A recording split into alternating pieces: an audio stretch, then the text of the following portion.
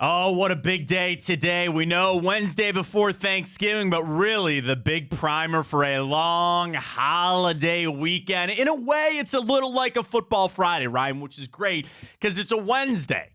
We got football all day tomorrow. We got football on Friday and certainly Saturday. Staring down the barrel, Ohio State, Michigan. One of the biggest games, one of the best rivalries in all of sports. And the ultimate thing is, this year is going to look different than any years past. Michigan with their cheating scandal, Harbaugh not on the sidelines. And my biggest thing as a fan, I don't want that to impact the game. I want to be able to sit down on my couch on Saturday at noon and get ready for Ohio State, Michigan for a chance to go to the national championship. For everything that is laid out, you have star players on both sides of the game. It's everything you want. But I don't want the suspension and I don't want the cheating scandal to infect the game. I don't want it to be that way. The question is, will we be able to avoid it? Will that be something that, however it plays out, is that going to be Michigan crying about it Saturday afternoon? Is that something that Ohio State's just going to drive in even more if they win?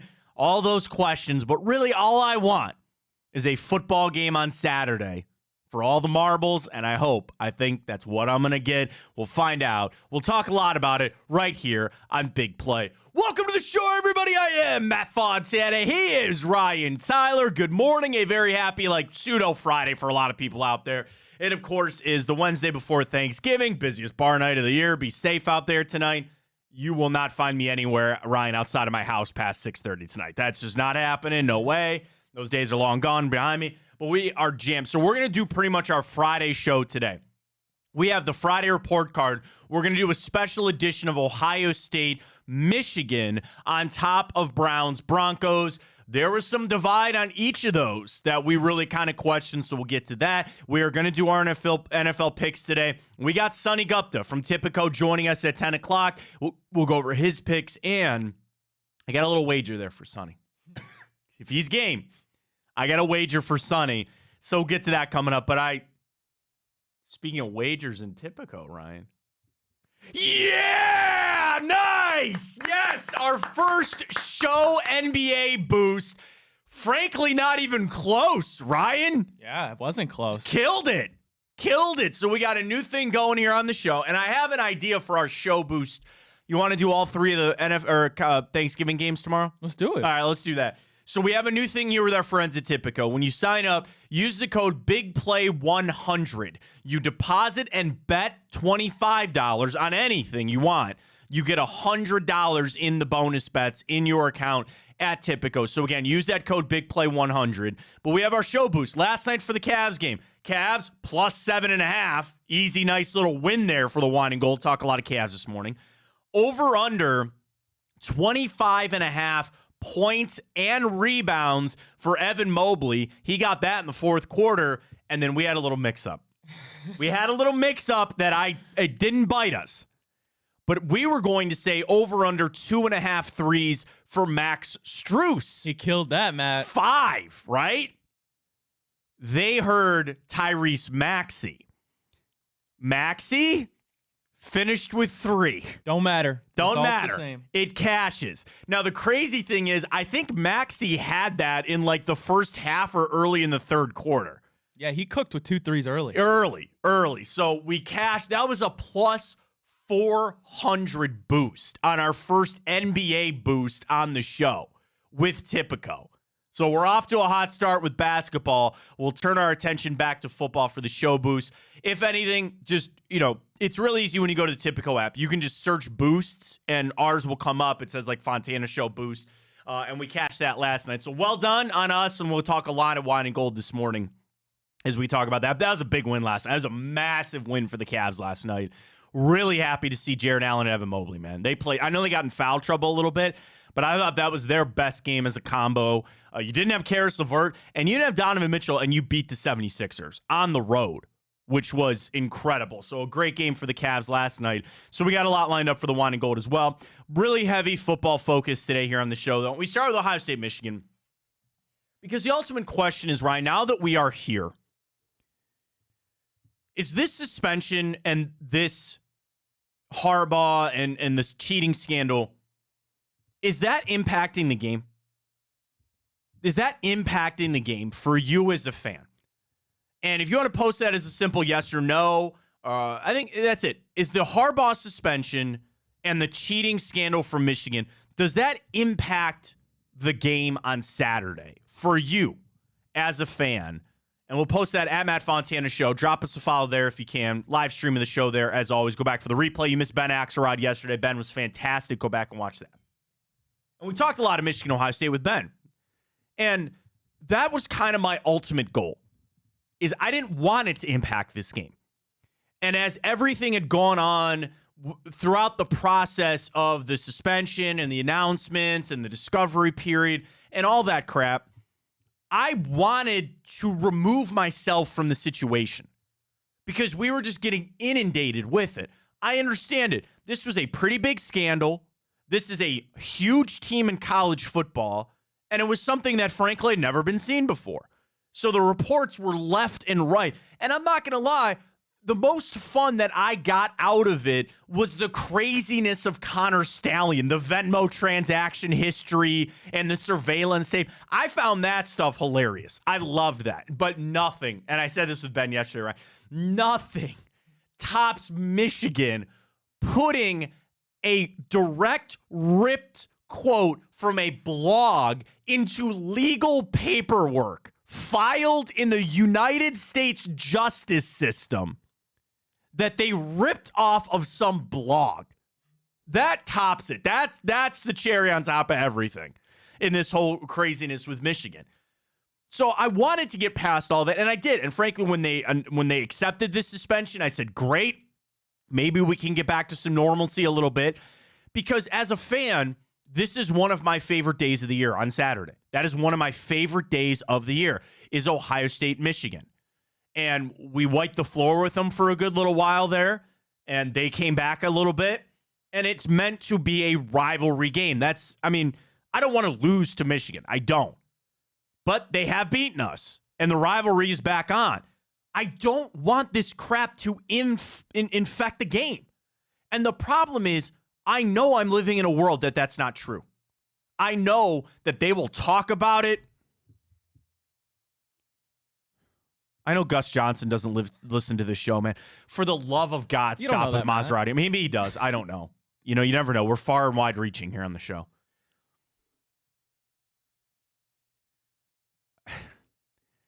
Gus Johnson, he's become a caricature of himself. I'm sorry. Okay. And I have a lot of respect for Gus Johnson. I thought he was a great broadcaster one time. He is now just shoehorning this Maserati Marv and this Blake the Great, which doesn't even rhyme, by the way. I don't know what he's doing with that. It's distracting. I don't know what's more distracting for Saturday. Gus Johnson and Maserati Marv, or the suspension for Harbaugh? Matt, we should make a game out of it. What's going to be said more, Maserati Marv or Blake the Great? Have I told you about the drinking game that I used to play in my prior stop? Let me tell you about the drinking game. Let's hear it. So my prior stop, I hosted a show called ESPN Cleveland Tonight. It was ECT. And one of the best things that we did every year was a preseason drinking game. Because in the preseason for the Browns, you got nothing going except, let's have a few beverages. And we would encourage you could play with coffee and tea if you wanted to. If you wanted to play with delicious garage beer, power to you. And what we would do is, before the game, we would come up with a list of things that would happen and a corresponding amount of drinks. You ever play the Shark Week drinking game? I have not. What? Okay. So Shark Week on Discovery Channel? Sure. They would come up with this list, and this is really truly the genesis of it, where for Shark Week, if anybody spoke in an Australian accent, take 2 sips. If there was a dramatic reenactment of a shark attack, you take 4 sips. If the shark launches out of the air, you start a chug until they go back into the water. All this, and then you just sit down and you play the Shark Week drinking game. So we did that for Browns preseason games. And it would be, whatever the hot topic was, like a DTR touchdown was 6, when Joe Thomas got inducted, we did a 7 or 3 on the like whatever, and there'd be corresponding. We could do that for the game. The problem is that if I told you even to take a sip of your beverage every time Gus Johnson said Maserati Marv, you'd be tanked and asleep at halftime because he just says it ad nauseum. It's just, it's too much. It's too much. I'm going to keep a counter for us, Matt. I hope it goes to 100. I hope it's a pitch counter and it goes up to 100 because you're going to need it. That all aside, it is a Fox game on Saturday, so we will get Gus Johnson and Joel Klatt on the call. But for the Michigan side of it, if they lose, they're going to bring this up. If they don't win this game, they're going to say, we didn't have Harbaugh. And it's funny because they didn't say that against Penn State. Certainly didn't say it against Maryland. And I think it's kind of resurfaced about the suspension of the 3 games. Where I've said this, that the Big Ten, which is pretty much out, right? They have accepted that Michigan took the 3 games. I thought it was hilarious that they said, well, we'll give you the 3 games and we don't have to prove that Harbaugh did or knew anything. That was Michigan probably saying, all right, we're going to take this deal. And you, me, and everybody knows there's more out there. There's more out there, okay? And the Big Ten's done. The NCAA is not. But they're not going to do anything until the offseason.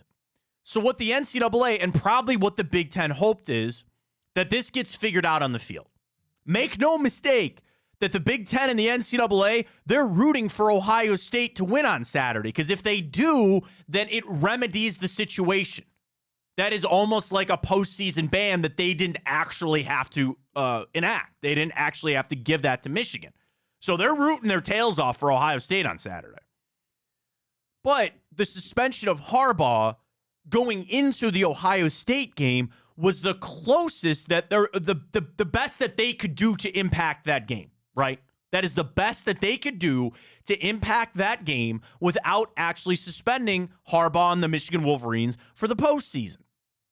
And I just want to be able to sit down in this game with whoever wins or loses and have the cheating thing and the scandal not be the topic of conversation. But I know that that's impossible. I know that even years down the road, however this game plays out, it's going to get brought up. You will remember the 2023 Ohio State-Michigan game as the cheating scandal game, and Harbaugh wasn't there for it. And I know we have a long time on what Harbaugh's future is there, with where Ohio State goes, with where Michigan goes. One of those teams goes and wins the national championship. It's just always going to be a level to this season, which I frankly hate. I hate it. And I just want to be able to sit down and watch the game for what it's worth. But Ryan, I know that that's not possible. I know that there's no way that we can just sit down and watch this game on Saturday without having the implications of what happened in Michigan. It's just always going to be there. And have they picked up the pieces the best that they could? Are there people that say, oh, how big is it that you don't have Harbaugh on the sidelines? They are making a bigger thing out of this at Michigan because that's what a team would do. That's what a fan base would do. You really think the fan base is going to boycott College Game Day? Do you really think that's going to happen? I doubt it. I doubt it, too. The signs, because you know that they, they gatekeep those signs. Have you ever been to a College Game Day? I've not, no. I, of all the Ohio State games that I've gone to, none of them have ever been worthy of of College Game Day being there. I think as a fan, I've only been to like 3 Ohio State games as a fan, a couple as a media member. So I've never been there for College Game Day, but you can make your signs, but they gatekeep. They can't have people with the F word on their signs showing it on national television. I'll tell you what, Matt. I had the opportunity to go to College Game Day in Cincinnati. The year they went to the playoffs, they were playing. I believe it was Tulsa. I think it was Tulsa. And I got there at 10 at night.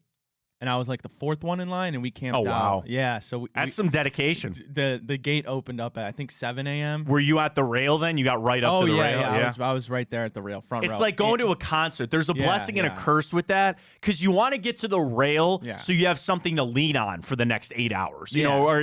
Concert's not that long, but then the problem is that everybody pushes you up against it. Oh, yeah. And you got to fight for your space. Yeah. But dedication from you. I appreciate that. But I had you mentioned the signs. I brought my sign, of course, and Did they not check it? Well, no, they checked it, unfortunately. Yeah, of course it was just, it had my Venmo on it. Oh yeah, because everybody goes Venmo me for beer, And they were not messing with that. They scratched it out, ruined my whole plan, and I remained. One kid did broke. that, and he made all that money, And right? Remember that? And that was my dream, but it didn't work out. Sorry. Speaking of Venmo or the things, I was at the grocery store like a week or two ago. Somebody had their car there, and on the back they like wrote on the window paint that they were a traveling poet, traveling the country for inspiration, and if you wanted to Venmo them some money to help on their trip, their Venmo was on the back of their car. Help the starving artist. I thought about it. I was like, man, I should have sent him $5. Get in there, get yourself some food or something like that. But what a world to live in. Go travel the country for a year, write some poetry. I should have wrote it down. Gave him a little pub here on the show. But, for Michigan, that is going, and especially because it's at Michigan, so it's going to be even worse. I think if it was down in Columbus, it might be a little more like you might be able to stomach it a little bit more. But you're up in Michigan. And the thing is, if you are ESPN, let's put our ESPN VP hats on for a little bit. Would you allow signs that talk about the cheating scandal? Yeah, hell yeah. I wonder because they're gonna be there. They got to be in good taste. I understand that, but it's kind of the essence of what we're talking about here. Like, you're taking away from the game. Do you believe, Ryan? That's our Twitter question this morning. Do you believe that the suspension and the cheating scandal is taking away from this game? That's actually a better way to ask the question. I know you already posted it. That's fine, but do you believe that this suspension and the Harbaugh stuff? Do you think it's taking away from the game on Saturday?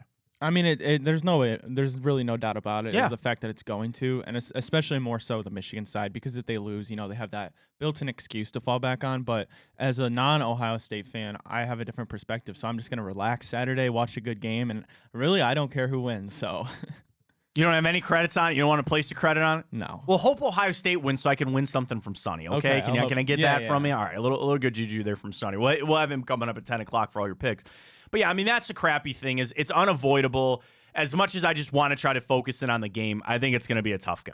And that's on me. And that's this whole process. I frankly wish it didn't happen, but here we are. And then knowing for the game itself, and we'll get to the Friday report card because we're going to do Browns, Broncos, and we'll do Ohio State, Michigan. The line's moved, by the way. It's down to 3. Got up to 4. It's down to 3. And I would imagine that's just a lot of money coming in on Ohio State. I mean, they're a giant fan base, and that'll move the line. We'll talk to Sonny about it. But this is going to be, I believe, a very close game. In two teams that... here's a crazy thing. I think you have two teams coming in that I don't know what to expect. And what I mean is, Ohio State's signature win was Notre Dame, right?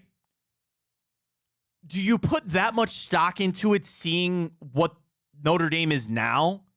And the same thing for Penn State. That was Michigan's best win, and probably Ohio State's second best. And I just, I don't know what I'm going to get out of these teams on Saturday. Like, my gut would be Ohio State. I think they have some edges in several different areas. But that's the thing. I think I know who Georgia is. I know who Washington is. I really know who Oregon is. I don't know if I know who Michigan and Ohio State are. They've had to win different ways this season. Guys that you thought, like J.J. McCarthy, has he had the season that anybody expected? No. In their signature win, they didn't even give him the football to try to win it. Blake Corum has had a nice season.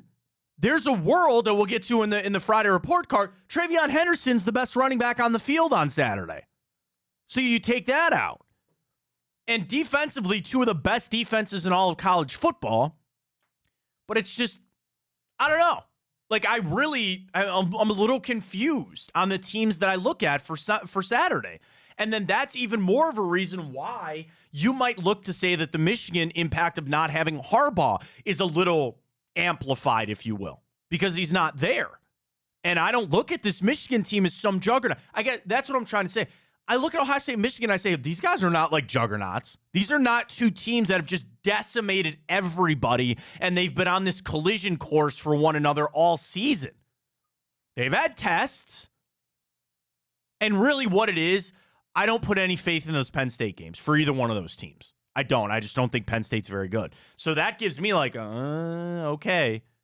And you got to play the schedule as it plays out, but I don't know. Like, I could see this going either way, and that's probably reflective in the line being at 3 of what it is.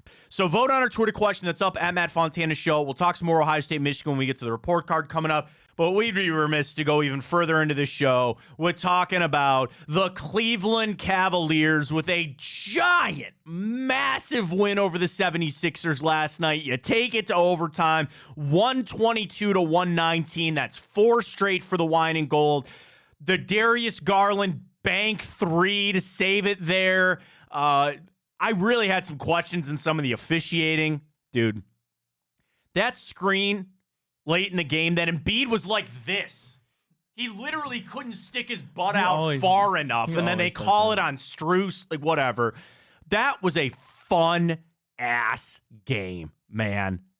18 from Mobley, a big 26 from Jared Allen. We're back to, I think, getting Jared Allen, Evan Mobley. That was their best combo game. The Cavs, for Mitchell and Garland, super important. The next important duo on this team is Jared Allen and Evan Mobley. When you got a game against Joel Embiid, which I know he, at 32, they fouled him out, all that kind of stuff. But that was fun to see from them. And, dude, Max Strus, I know had a couple of rough games for a stretch here and there, continues to show, like, what a signing. What a signing. Not just for the 20 points, for some of the dimes that he dished out in that game yesterday.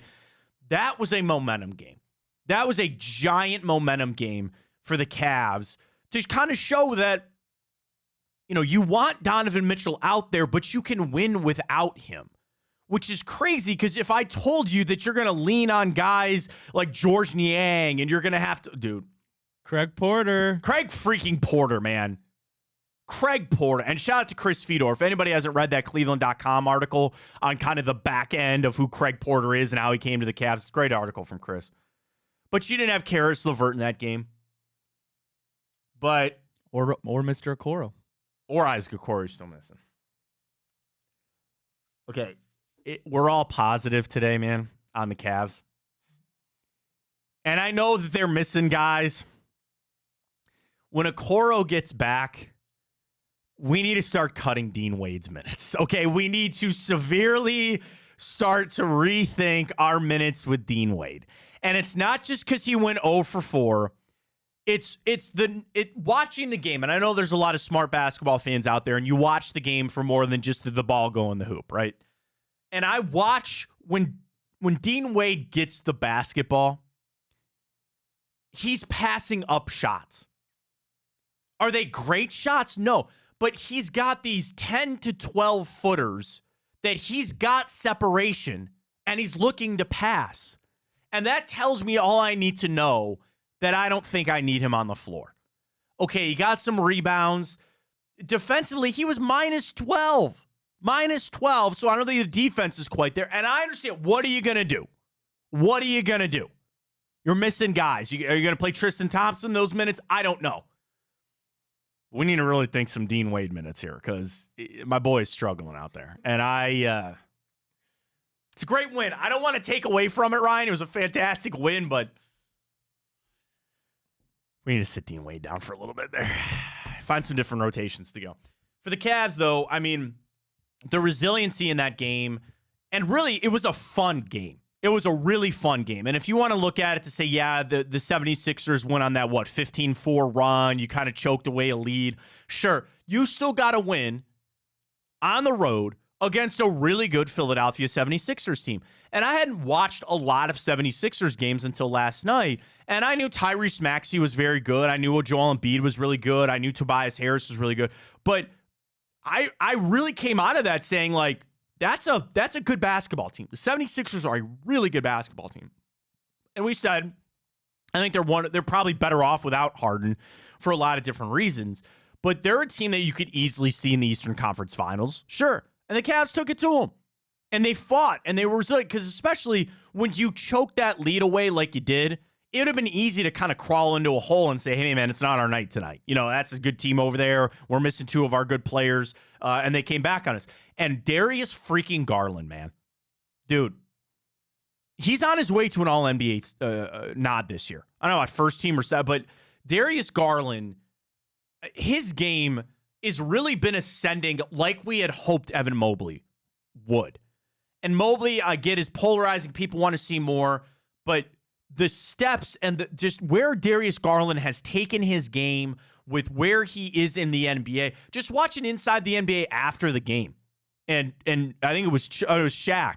And one of the threes that Garland hit, he goes, oh, all right. You know, I mean, Darius Garland is becoming a top 10 guard in the league. Top 10 guard in the league. No, I don't think there's a question about that.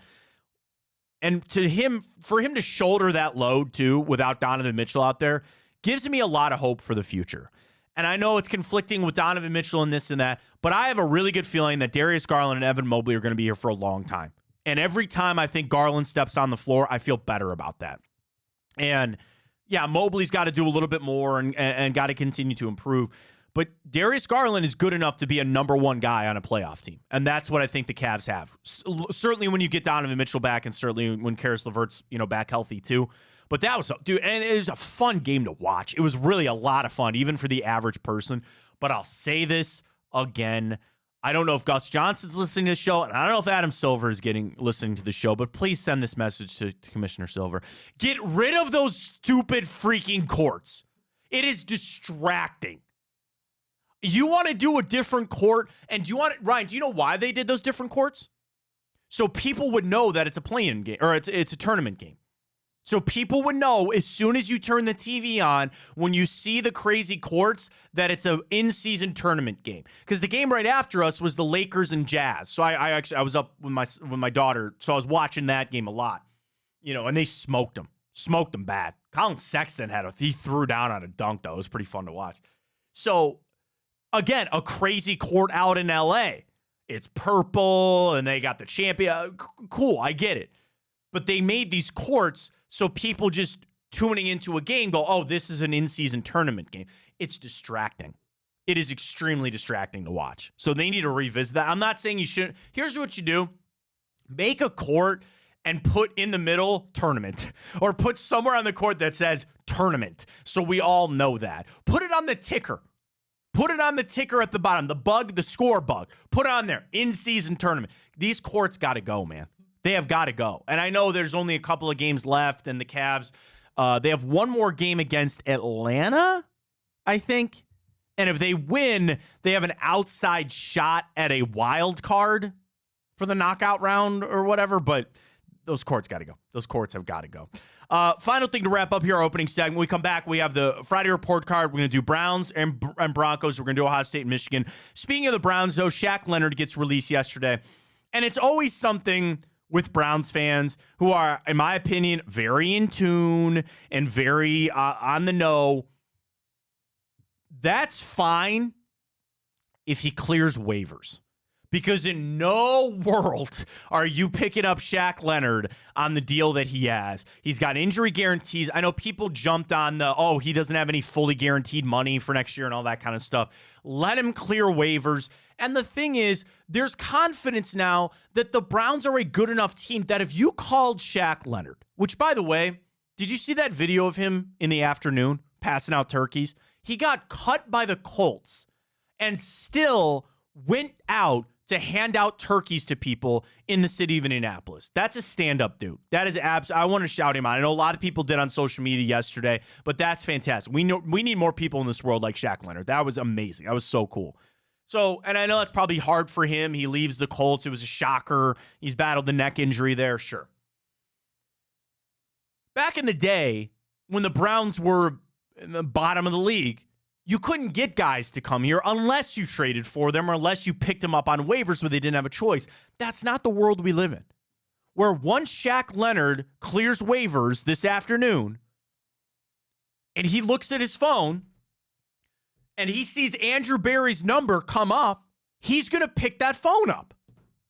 In the past, he'd be like, I'll let that one go to voicemail, right? Or I'll call him back after I talk to some other teams. Why would he not? That was not Andrew Bayer that just texted me, by the way. So, somebody else. The Browns are in the hunt. If they want to go get Shaq Leonard, would you want Shaq Leonard?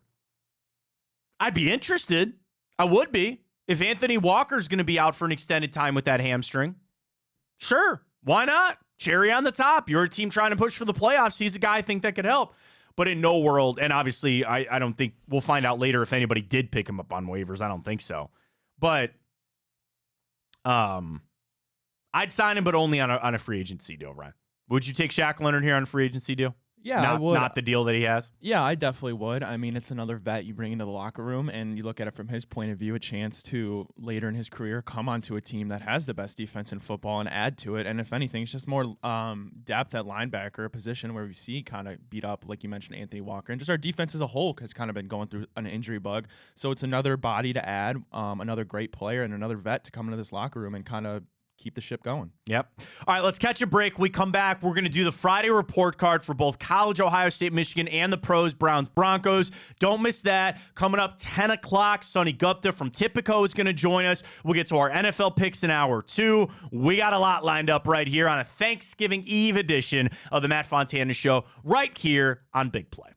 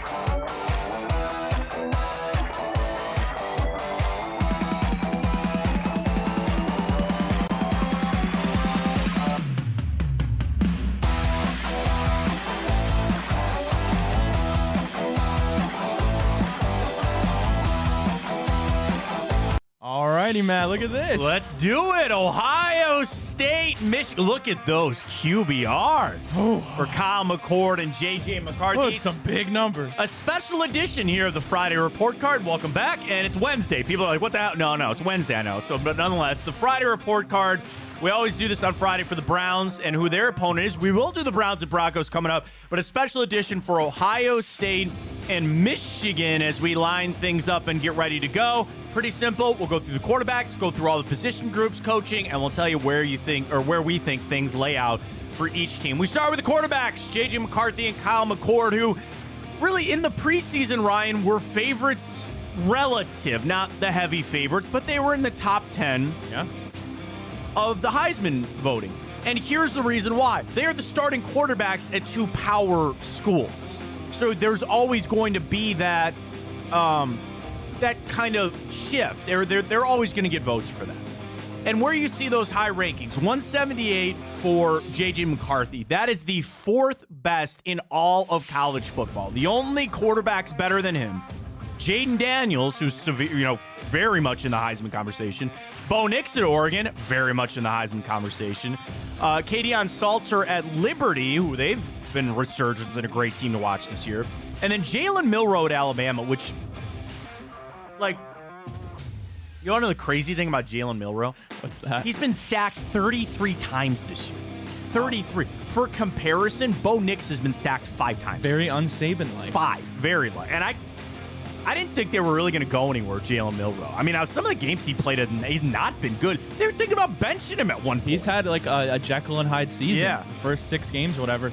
He's really turned it up. Good for him. And then you get to J.J. McCarthy at 4, and then you scroll on down to Kyle McCord. And I think McCord is still 12th in college football relative when it comes to the quarterback rating, which, like, you take that for what it's worth.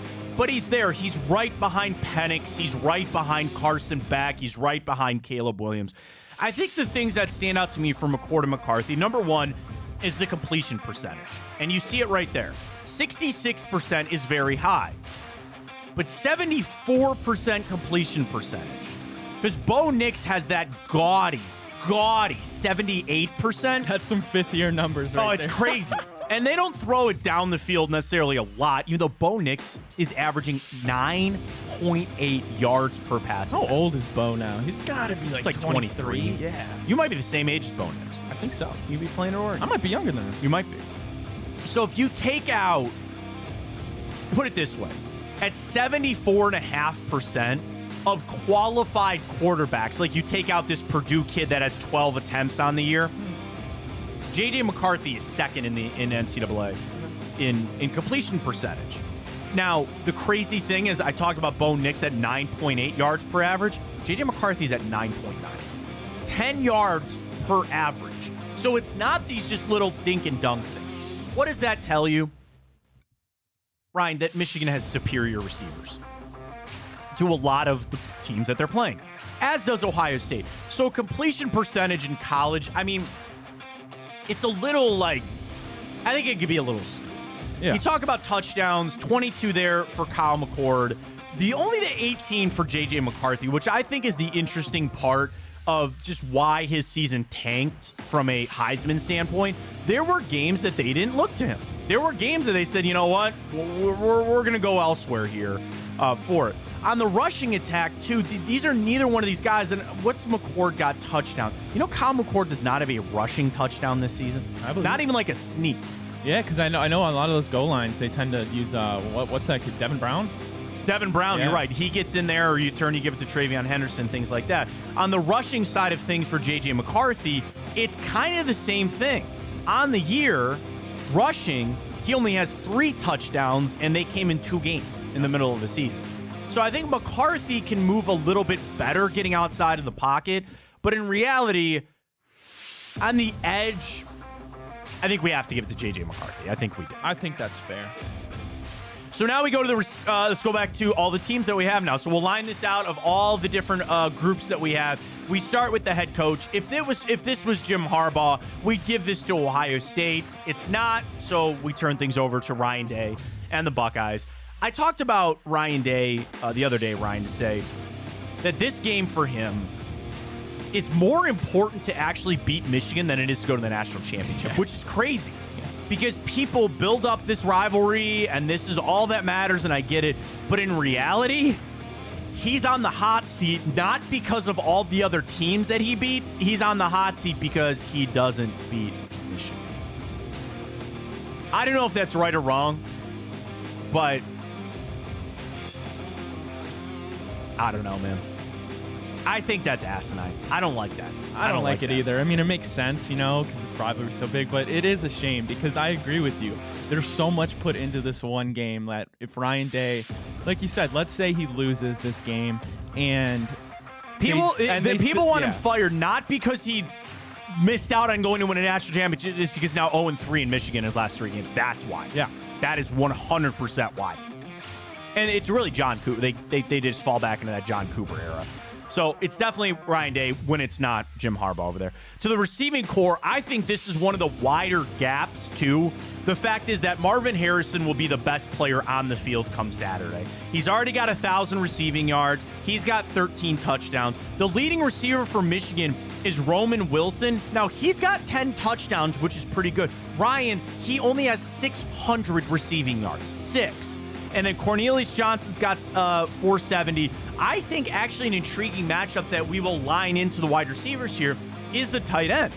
Because that Loveland kid is their third leading receiver. And then Cade Stover, he's been injured, right? So they're kind of monitoring this. Now, the crazy thing is, Ohio State is extremely top heavy, where they have almost 1,100 receiving yards for Marvin Harrison.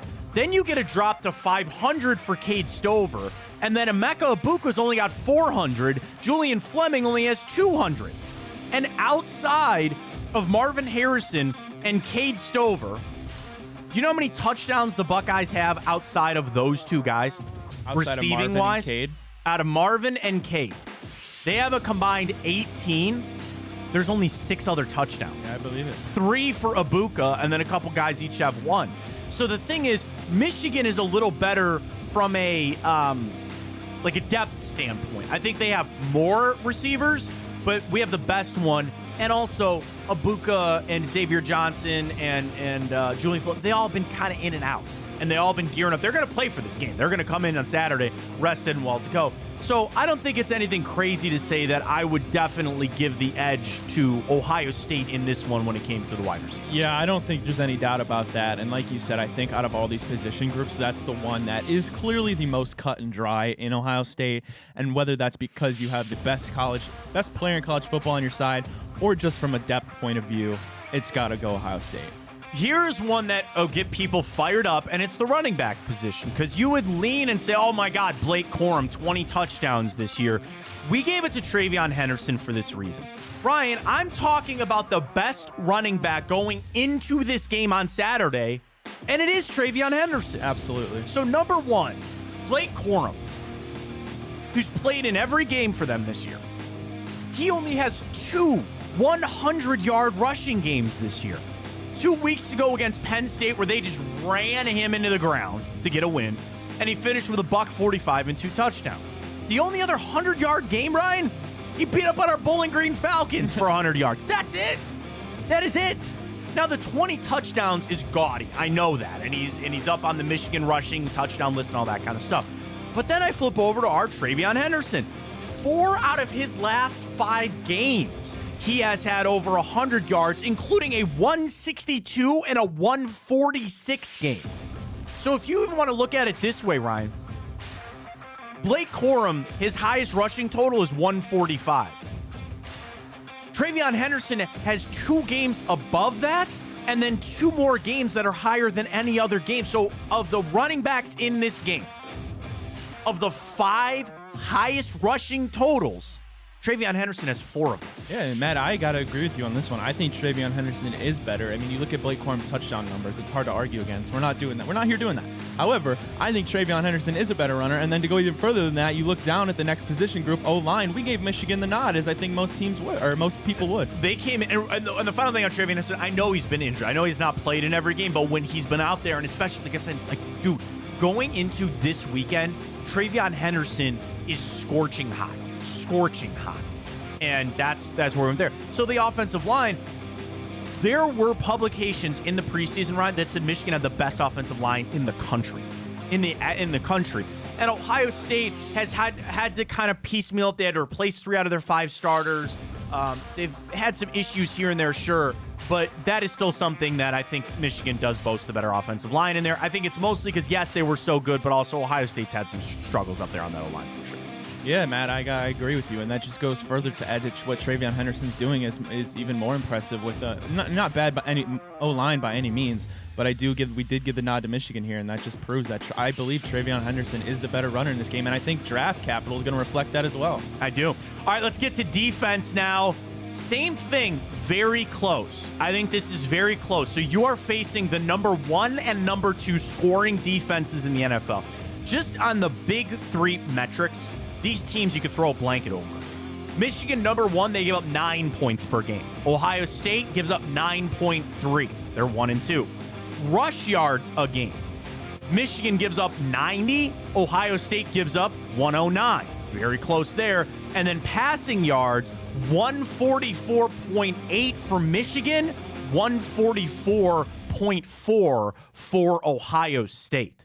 So they are close. Again, 1 and 2 in pass yardage allowed, 1 and 2 in the country in points per game. Rushing is a little bit of a misnomer because there are some teams like James Madison, the upstart Dukes there. They lead the NCAA in that. So, like, it's not quite as gaudy for Ohio State and Michigan. Like, they're still top 20. But it's really, they stop the pass, and then they stop teams from scoring. I understand that it's a little, with anything, you look at the teams that you have played. Here is another reason why I decided to go with Ohio State as the defense. They have played better offense. Absolutely. And the thing is Notre Dame. Now, I was crapping on Notre Dame earlier in the show, saying that maybe they're not quite who I thought they were. But nonetheless, the resume for the Ohio State defense is stronger than the one for Michigan. So that's how I kind of divided that up. The other crazy thing is, Ryan, they're not a giant sack team, either one. They're not. They have 27 and we have 21. Yeah. There really isn't quite that like generational type pass rusher in this game. Like, I like JTT as much as the next guy, but there isn't a Bosa in this game. There isn't a Chase Young in this game to really kind of game wreck it and take it over. So that's another interesting part where you're holding teams to minimal passing yards, but really both teams are doing it without some, huge sack guy on the field. Yeah, and I think that's what makes this Ohio State defense so intriguing is in years past, we've been so used to and accustomed to these superstar names, especially on the edge, like a Chase Young, like a Nick or Joey Bosa, and then even in the secondary, like a Denzel Ward. And so this Ohio State group is just really a bunch of dudes that are just balling out. And like you said, JT Tuimoloau's doing his thing. You got Denzel Burke on the outside who's clamps. They just got a bunch of dudes who are coming together and playing some really good football right when it matters the most. Yeah, I think the defense is going to be... again, why I'm so excited for this game, these teams really are like razor-thin margin. They're very similar. They are very similar in what they do. They're very similar on just the skill of the players out there. And that kind of comes back to our question this morning, which you can vote at Matt Fontana Show. The difference might be the coaching. And the difference might be that Harbaugh is not there. Overall, Ryan, I think on paper, we have to give it to Ohio State, do we not? Yeah, we do, Matt. And this is completely non-biased. Like I said, I'm not really a Buckeyes fan by any means. That's why you're on the show, because you kind of keep me grounded, which I appreciate. But, this game reminds me, or just Ohio State in general, it reminds me, honestly, that you could draw a lot of parallels to the Cleveland Browns. You have an elite defense that is top in the country, or in Browns' case, in the league. And really, you have a quarterback, a little better for Kyle McCord, right, than our situation with DTR. But you have a quarterback who... Would you rather start Sunday, DTR, Kyle McCord, 2-1? No, I was about to say, get out of here. But you have a subpar quarterback with a bunch of weapons around him, more so Ohio State. You're telling Kyle McCord the same thing that they're telling DTR. Go manage the game. Don't turn the ball over. Let our defense do the thing. And we're going to go torch the other team on the ground, and we're going to come out and win. Yeah. All right, you want to flip right over to the pro side of things. Let's do Browns-Broncos very quickly as we got Sonny Gupta coming up at 10 o'clock to get all your picks for the weekend. Browns-Broncos. Let's get to it. Here we go.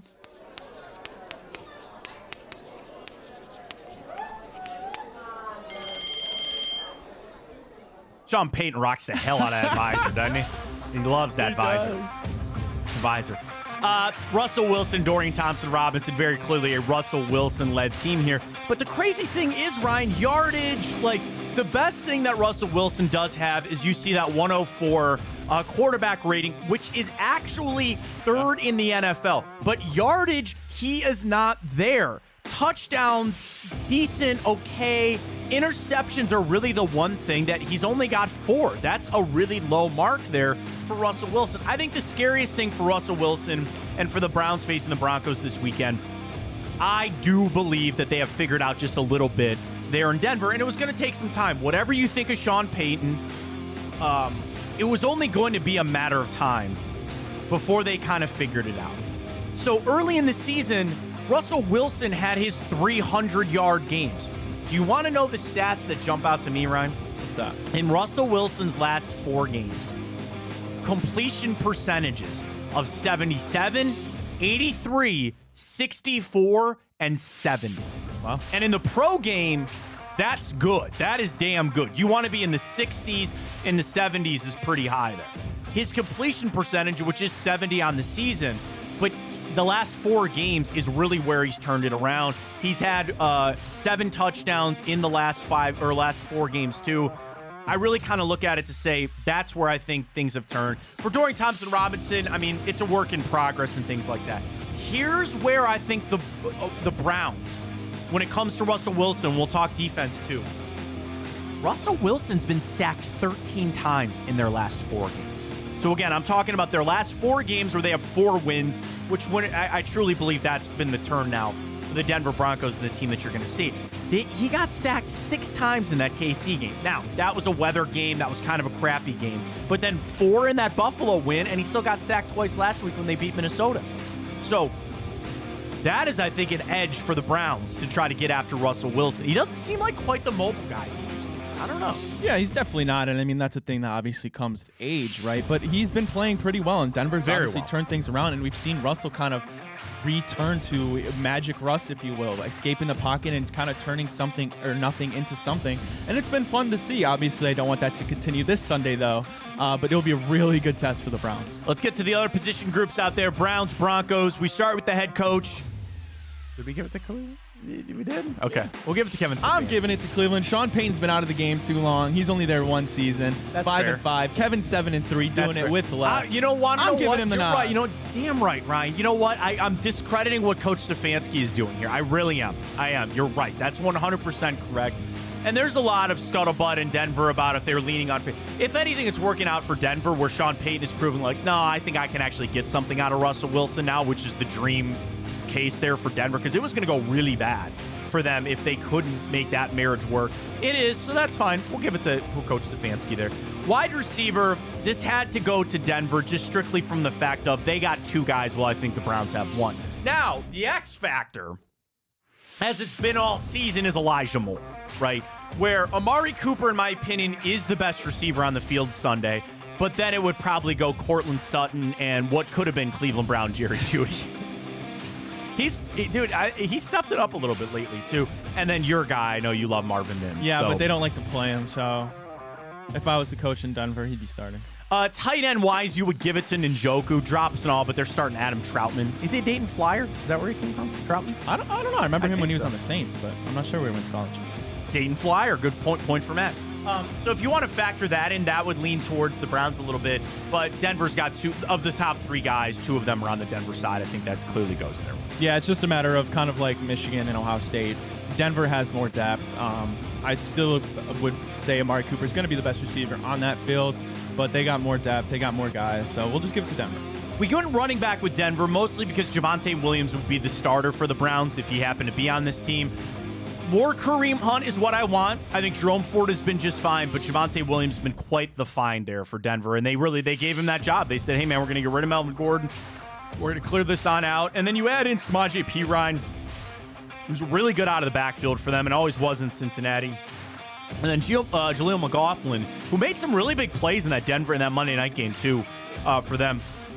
You've got to go Denver on this one. But I think it's close. That's not a wide gap, I don't think. Yeah, like you said, if Javonte Williams was on the Browns, he'd be our clear-cut running back starter right now. I remember him very highly touted coming out of college. You got a lot of comparisons to our guy Nick Chubb as well.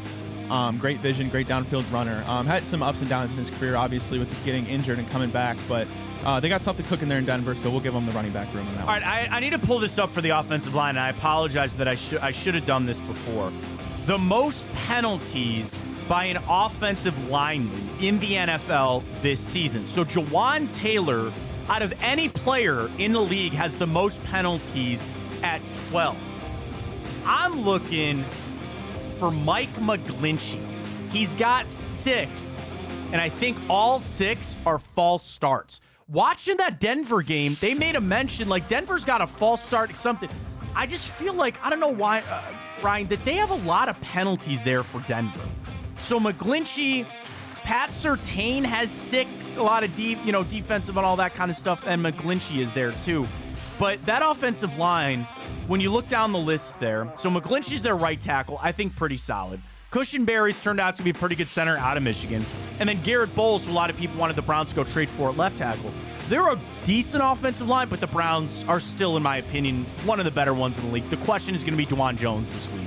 If he can come out there and play a full game or not. I gave the edge to the Browns. I think that's pretty fair. Yeah, even with all these injuries, Matt, I'm still going to give the nod to Cleveland. It's good to see. Hopefully it's trending in the right direction. We'll get DeJuan Jones back. And it may be a little bit closer than it may seem because of the injuries, but regardless, I think Cleveland gets the nod here. And then defense, there's only a few teams in the league, and one of them is not Denver, that would be able to make the case that they're better than the Browns. That's not it. The biggest game for this is they do not have Kareem Jackson, so he was suspended. Now, I've not been keeping up on this story, and I apologize. I know he appealed. Was it denied? I believe, yeah. Oh, that's right. Derek Brooks held it up this week. You're right. I did see it's that. 4 games. Yes, 4 games for repeated hits. Little Vontez Burfict, if you will. And I know Justin Simmons came out there. Justin Simmons is a really good safety. Watch out for him this weekend. They got 2 good DBs, and really it would be 3 with Kareem Jackson. But Pat Surtain the second and Justin Simmons. Kareem Jackson got suspended for hits, and Justin Simmons came out. He's like, Dobbs was a runner. What did you want him to do? But nonetheless, that is certainly a hit for that defense. Baron Browning, former Ohio State linebacker, now they're playing. Watch out for Josie Jewell, their inside linebacker. He can make some plays there. I think the biggest question is their pass rush.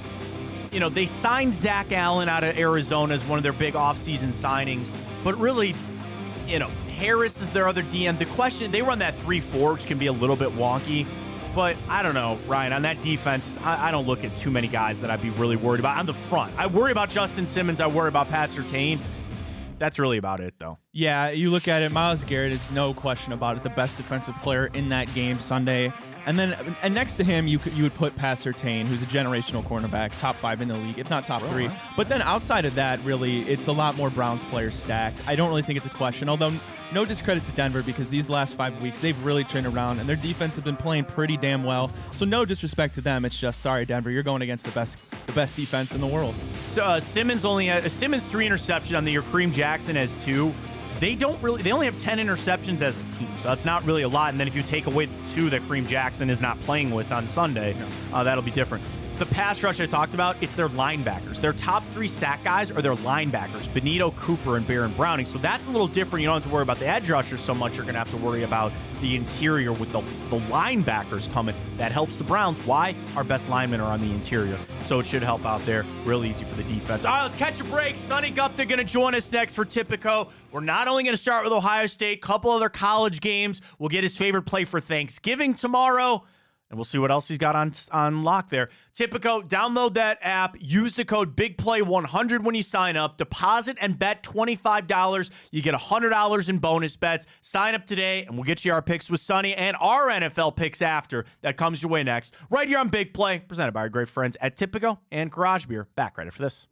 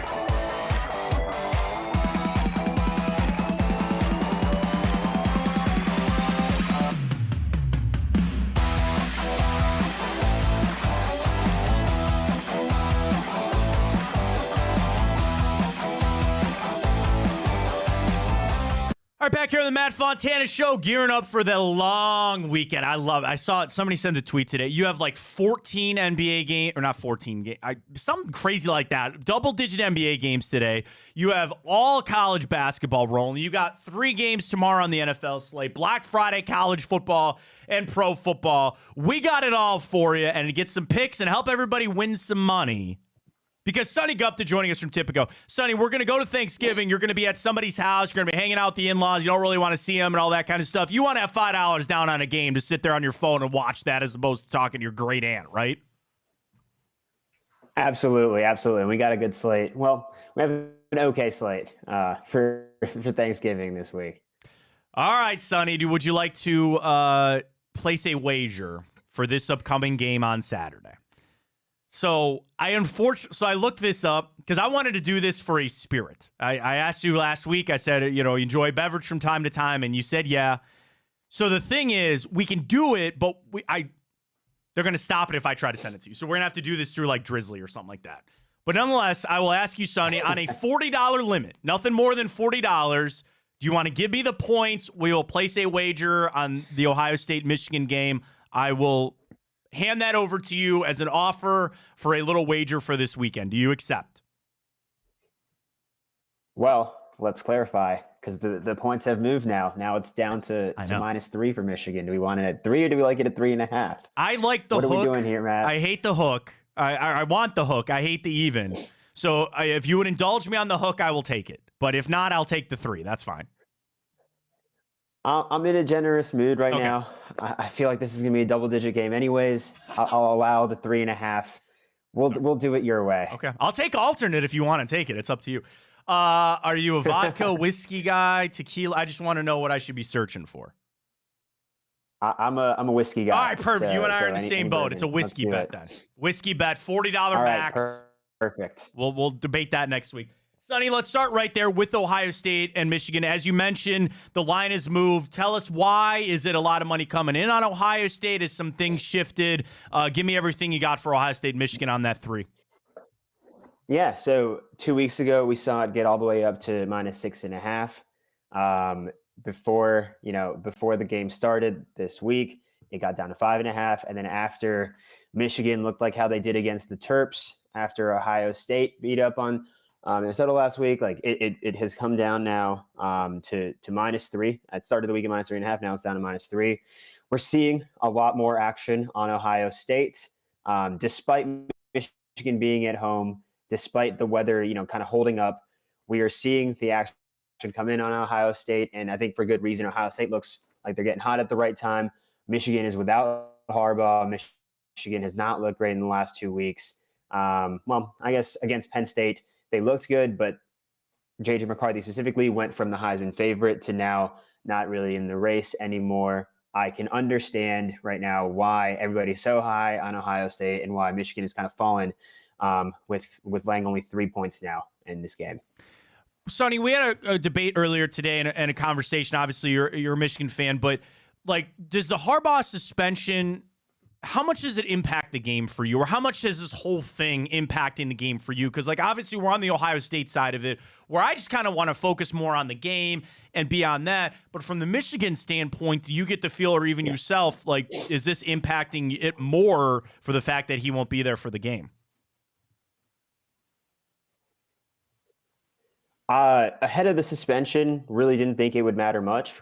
It seems like they've all kind of agreed on the game plan to take the ball out of JJ's hands, really trust Blake Corum with the ball, really run the ball down their throats. We have 7 potential picks on that offensive line right now. So it seemed like the game plan going into both the Penn State game and the Maryland game was just run, demoralize that defense. But that being said, the inability we've seen to adjust in game has seemed to matter. So against Maryland, they didn't really change up the strategy at all. We're very scared to go for it on like a 4th and 2, 4th and 3 in Maryland's territory. So I think with Harbaugh, the in-game adjustments come, the ability to take risks comes. With Sherrone Moore, I think he's a little bit scared to make that mistake.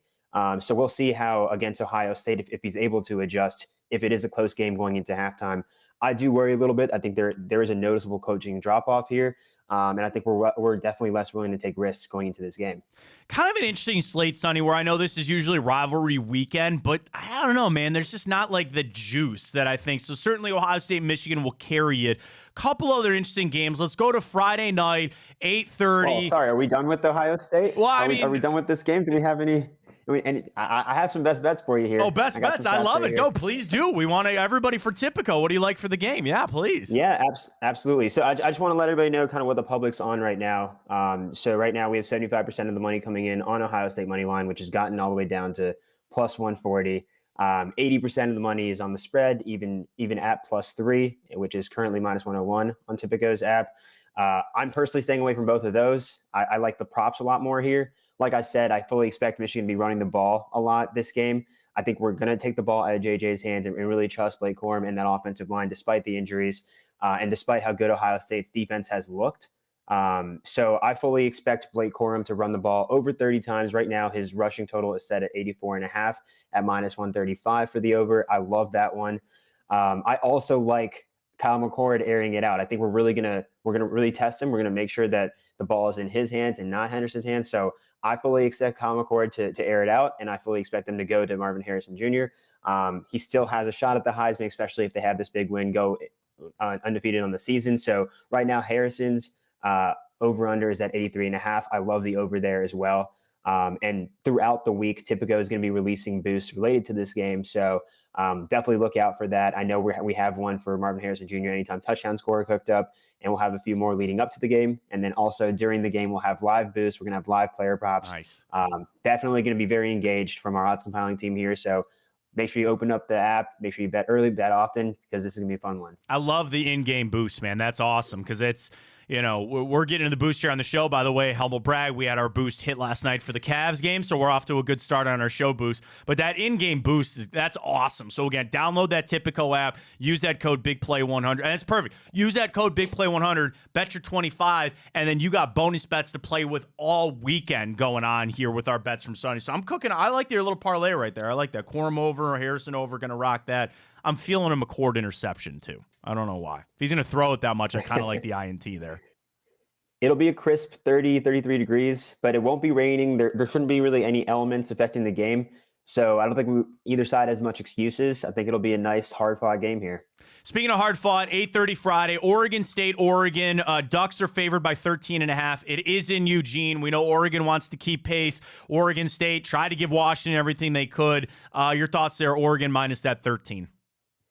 Yeah, so it's 13.5 on Tipico's app. I think Oregon is the best team in the Pac-12. Obviously, we have to wait till that championship game between Oregon and Washington to really get the answer there. But look, Oregon State lost a really tough one last week. But this is a rivalry game. This is probably the last time these two teams face each other in the very near future, with Oregon moving over to the Big Ten. So I expect this to be really hard fought to the end. Right now, the public is 64% on Oregon to cover that minus 13.5. I am on the other side. I really like Oregon State. I think it's going to be a really close one. I think Bo Nix versus Ukulele is going to be a really fun matchup here. So, yeah, I like Oregon State to cover. And then the final one, because, again, like I'd like to look at some of these big games and rivalry weekend and stuff like that. I think Florida State, Florida is just obviously, unfortunately, tanked.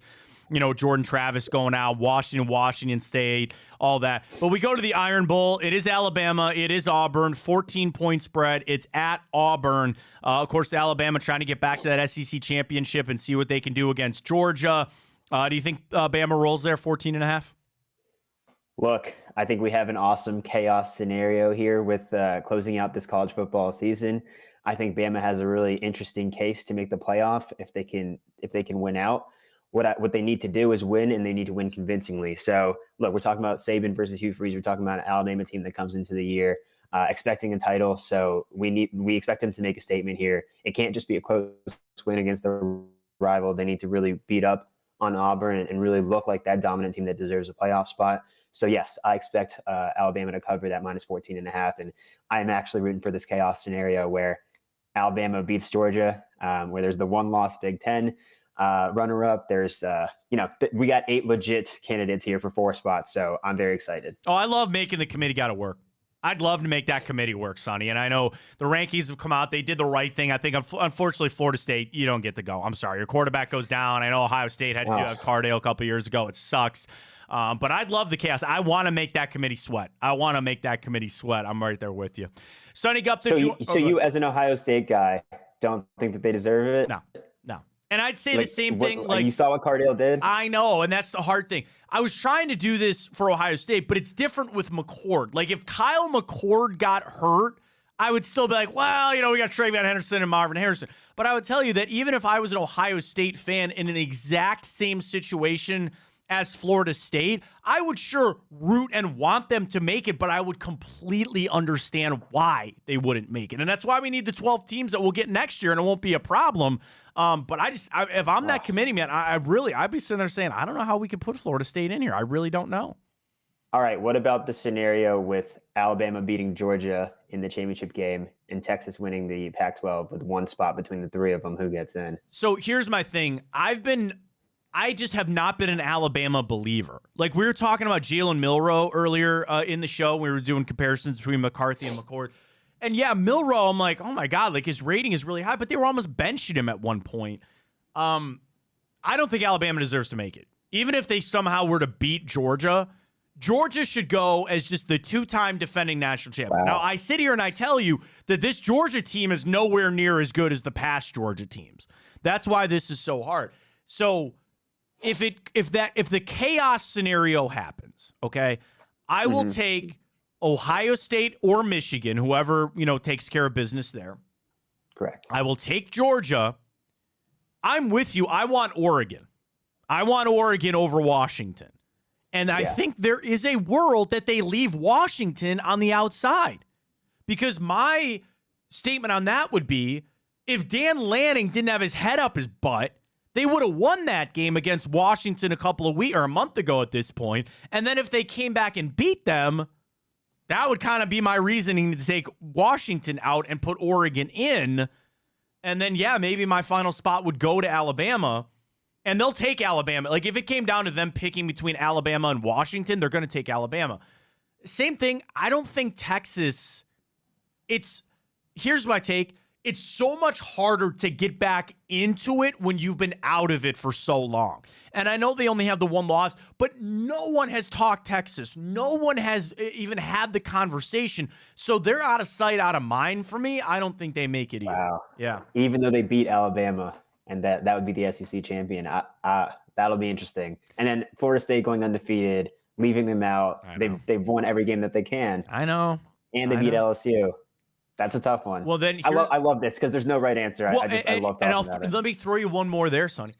Who would potentially beat Florida State? Louisville, who would only have one loss, and they'd be standing there and go, "Where's our ticket? When are we getting into this thing?" We need the 12. It'll be here sooner rather than later. Sonny Gupta joining us from Tipico. Download the app. Use that code BIGPLAY100 for all your picks. Sonny, to the pro side of things, Browns, Broncos. I saw this at 1 on Tipico. It's now up to 2.5. We know the Browns. They got a backup quarterback. They somehow got to win. I would have to believe that has a lot more to do with the Denver Broncos looking better, getting a win there. They cost me. I knew Denver was going to win that game against Minnesota. They just didn't cover. I know that they're hot right now, 4 straight, and I think that line might reflect that a little bit. Your thoughts on the 2.5 and the streaking here, Denver Broncos? Yeah, man, my apologies. I was trying to look up right before I logged in here when the last time the Denver Broncos were favored, because it's been a little while. Yeah, no, they look great right now, but here's what I'm saying. Right now, Myles Garrett is plus 110 for Defensive Player of the Year. He has looked unstoppable. This feels like the Myles Garrett statement game here. So I think right now, if I'm a bettor, I'm sprinkling a little bit of money on Myles Garrett at plus odds here. This is probably the last time you're going to see it this season. Also, I love the under here. It's the second lowest total of the slate here this week at 34.5, and I still love the under. Does this not feel like a 10-7 game to you? Right. I feel like with DTR, with Russell Wilson, I don't trust either of those quarterbacks to put up points. The public is split here on both the spread and the total, right around 50-50 money on both sides. So I'm going to go with my pick, which is the under at 34.5. To all the Thanksgiving games, you got the Packers-Lions 7.5 for Detroit at home. Cowboys with a Big 12 spread as they welcome in Washington. Seattle playing home to the 49ers. That is a 7-point spread for the 49ers, and I think a lot of big questions on Geno Smith's availability, and that line might move by the time for tomorrow. And then let me throw you the Black Friday game, too. Dolphins-Jets. That is a 10-point road favorite from Miami against Tim O'Boyle rules in that game on Friday. Of the four, any of those that you really like? I mean, Sonny, we got 4 games, 2 double digits, and the other 2 are 7-point spreads here for the holiday week, if you will, before the weekend. Yeah. So I actually have my lock of the week here, which is going to be the Cowboys minus the 12. I don't know if you know this about me, but I'm actually from the DC area. I grew up a Commanders fan. So it hurts me to say this, but I'm really sorry I do watch this team week after week. The team has now given up on Ron Rivera. They've given up on Jack Del Rio, the defensive coordinator. This really feels like one of those statement wins for the Cowboys here. The Cowboys love to beat up on bad teams, and they'll be at home. I fully expect them to beat up on their division rival, the Commanders, this week because the Commanders have given up on the coach.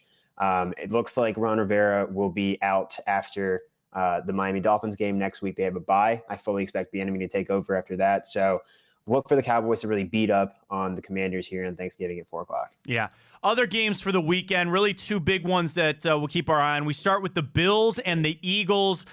This game, I believe, 4 o'clock kick, and then we got a primetime game, Ravens-Chargers. Same thing. A lot of teams are playing, but, Sonny, a lot of big spreads, kind of some dog games out there. It's 3 for the Eagles at home against the Bills, which is a little shocking, and then the Ravens, a 3.5-point road favorite against the Chargers on Sunday Night Football. Either one of those games you really like, and a play there, please. Yeah, look, I was shocked when I saw that 3, right? Like you'd expect the Eagles coming off a huge win against the Chiefs to be laying more points at home against the struggling Bills team. But what I'm reading here is that the odds makers are saying the Bills need this one. The Eagles, they look sloppy at times. Honestly, if the Chiefs didn't turn it over that many times, if they could catch any passes from Mahomes, I think that game looks very different last week. So I like the Eagles so much that I'm going to take the Bills because it doesn't make sense. It's kind of weird, right? Yeah. So the public loves the Eagles as well, right? 77% of the money is on the Eagles, laying only 3 points here. I couldn't believe that line when I saw it, but this is a must-win for the Bills, and I think that's what the odds makers are seeing here. So I'm taking the Bills, those 3 points. Great stuff, Sonny. Enjoy the weekend. Fantastic football. But even we got typical. We're getting our boost going for basketball, the hockey, all the college basketball. It's all there. Download the app. Typical. Use that code BigPlay100. And then, Sonny, you mentioned with us, which I just love. You guys will have the in-game boosts rolling for the Ohio State-Michigan game. I think that is fantastic. That's really awesome. Yeah, looking forward to this week. It's feast week as well. Bet college basketball with us as well. This will be a fun sports week. Matt, looking forward to that whiskey next week. Either way, I might have to either drown my sorrows with whiskey and be sending you some, or I'll be waiting for my reception there of it. Appreciate it, Sonny, and we will talk next week. Maybe are you gonna have a list ready to go? Or are you gonna be thinking all weekend which one am I gonna ask Matt for? Here, all right, before I let you go, do you want it where we ask each other, or $40 limit is still in play and you just randomly send me one, or if you win, I'll just randomly send you one? I actually am curious. Yeah, randomly send me one. I like the unknown too. I'm a big fan of the unknown. I love it. All right, Sonny, we'll reconnect next week, man. Have a fantastic Thanksgiving. Have a fantastic weekend, bro. Thanks, Matt. You too. Have a good one. There you go, son. Now I'm sitting there like, ooh. What I really wanted from Sonny, which I was trying to Google, you can't ship alcohol to one another. Because what I wanted to do was, when I win, Sonny, I want something from New York. You know what I mean? Like, I can go buy Jack Daniels or Crown. Like, I want something from, he's in New York, right? So I want something from that area. That'd be what I like. Because I had ideas. We have local distilleries here. I was going to send him one of those. So we'll get that figured out next week. Ryan, let's get to our picks with Tipico. Giant NFL slate. Let's go around the league. And my graphic. Yeah, around the league. Here we go.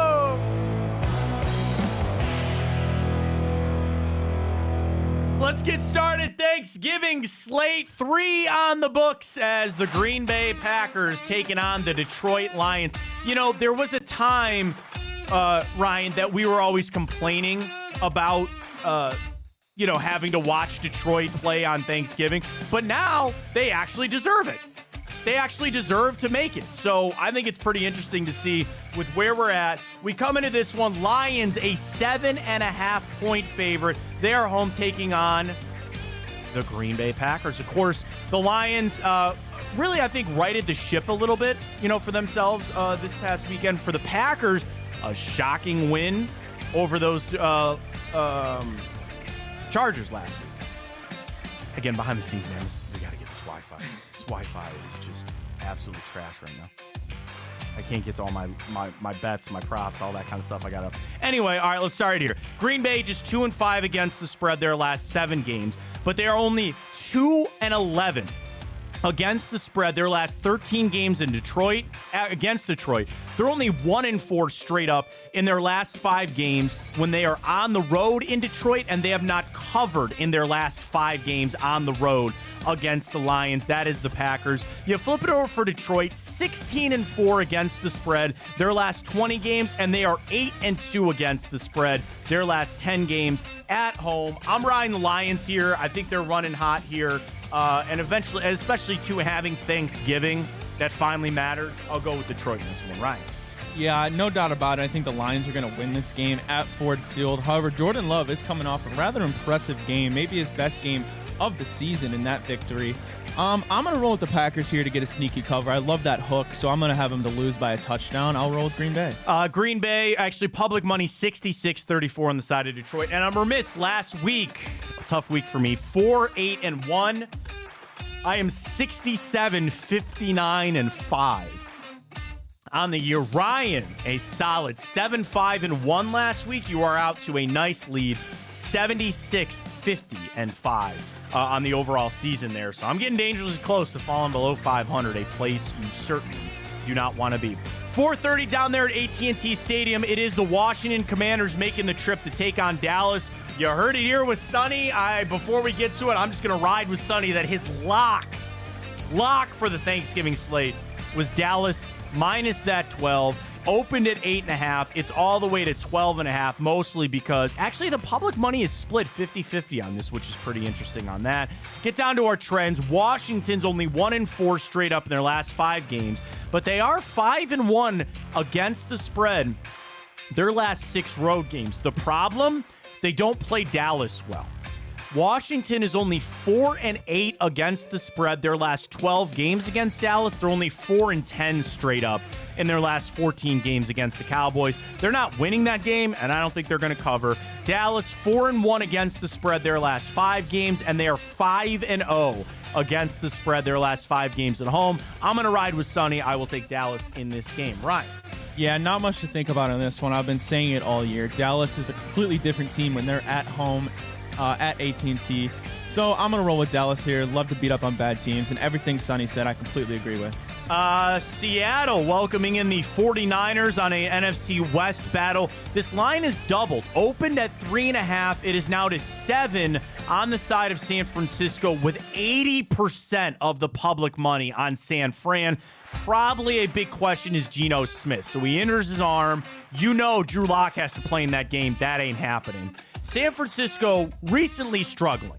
2-5 against the spread their last 7 games on the road, and they are 1-4 against the spread their last 5 games. But how about this? San Francisco is only 2-10 straight up in their last 12 games at Lumen Field. So they don't go up the coast well there to play Seattle.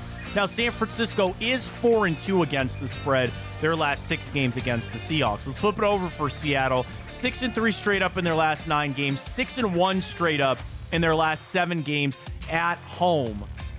I'll let you go first here. 7 on San Francisco.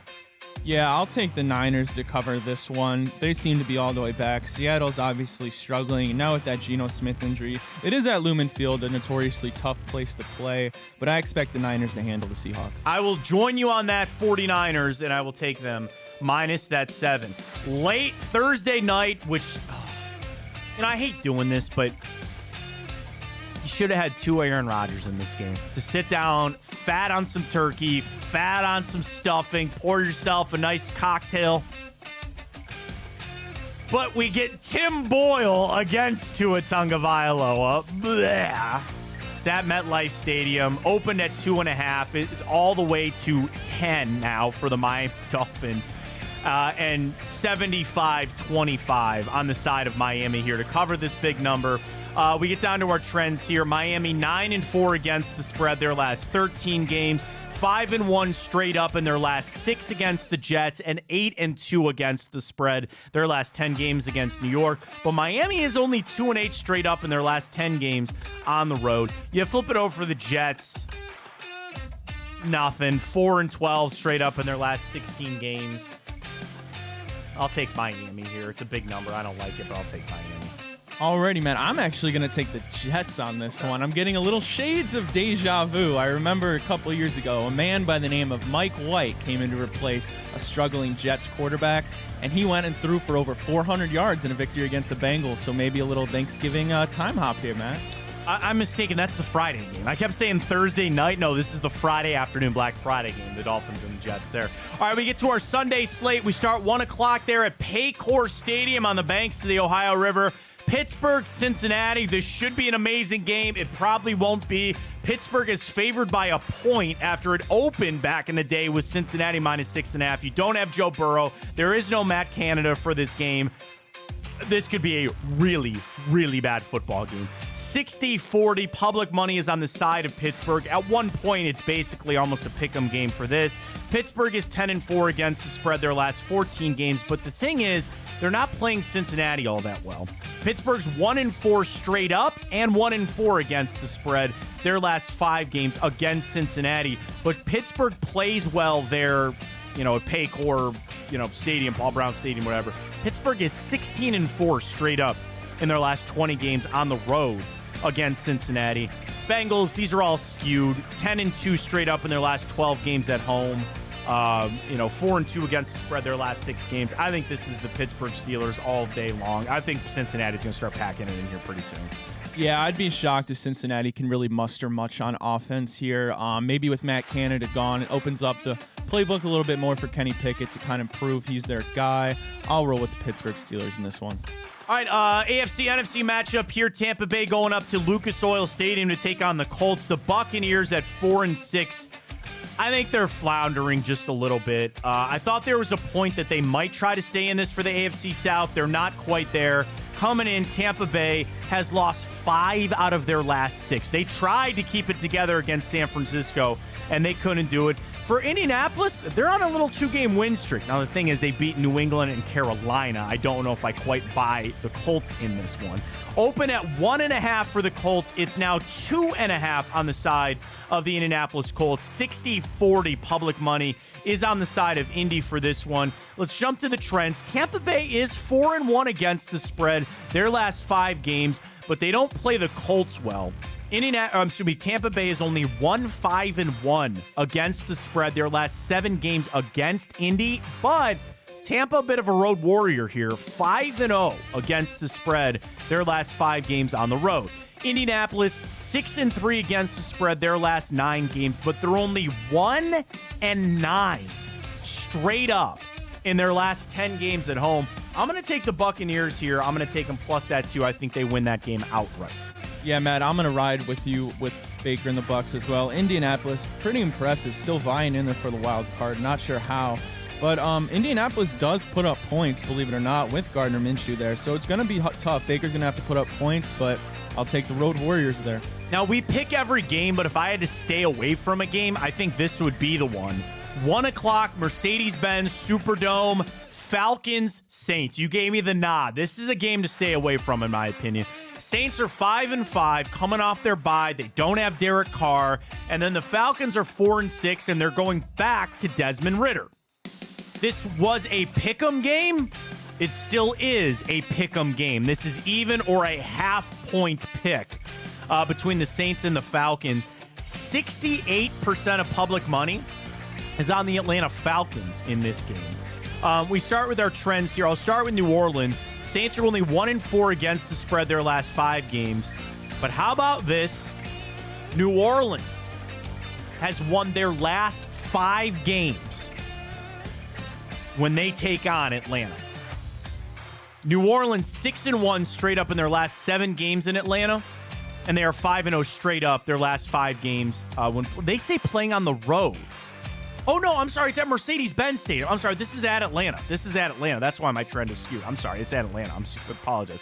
So the Saints are 5-0 their last 5 games when they're on the road against Atlanta. So there you go. Falcons are an abysmal 1-8 against the spread their last 9 games. They're only 1-5 against the spread their last 5 home games. And I mentioned New Orleans has owned them there.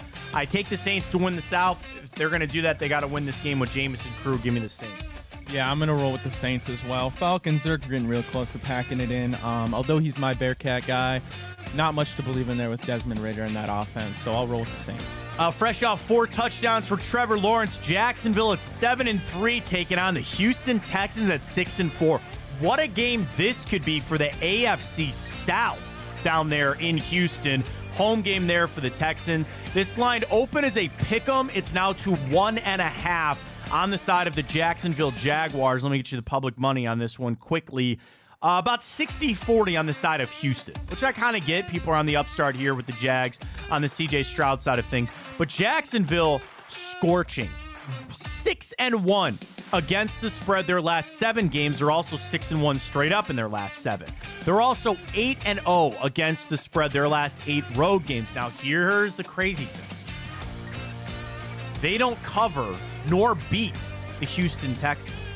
Jacksonville is 1-4 against the spread their last 5 games against Houston. Can you believe, Ryan, that they are 1-10 straight up in their last 11 games against Houston? Jacksonville does not play the Houston Texans well. Now, you flip it over for the Texans, 4-1 straight up in their last 5 games, but at home, they're only 5-14-1 straight up in their last 20 games at home. I'll let you go first here. Jacksonville road 1.5 favorite at Houston. Yeah, I'm going to actually roll with, oh man, this is tough. But I'm going to roll with Houston in this one. They did beat Jacksonville in their place earlier this year, which was a surprise.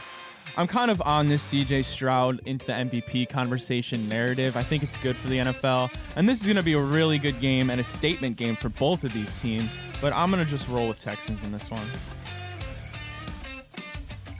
You know me and Trevor Lawrence, man. Jacksonville, I don't like it.